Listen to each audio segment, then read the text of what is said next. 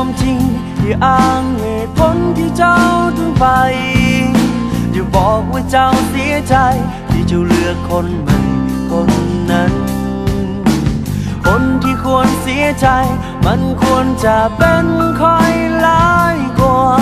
อย่าห้องให้เสียน้ำตากำมือว่าเจ้ายังห่วงกัน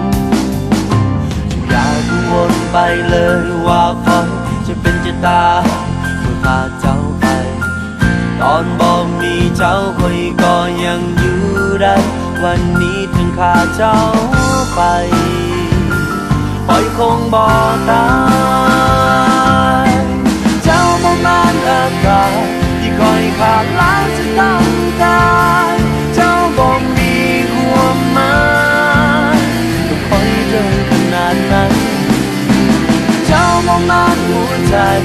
อย่าได้ห้ามตัวเองสำคัญถึงมันเจ้าจะทิ้งกันแต่ลมหายใจของคนยังมี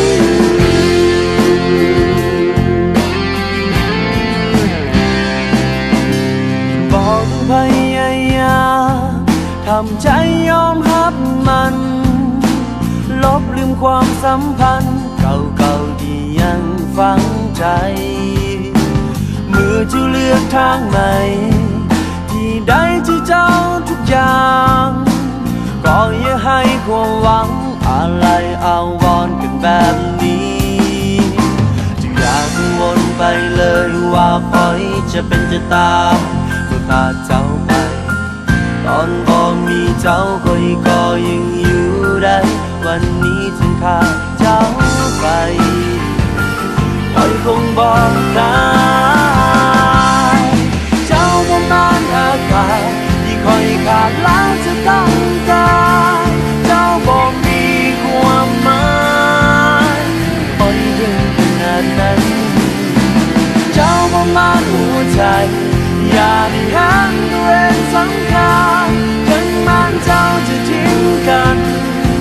แต่ลมหายใจของคอยยังมีอยู่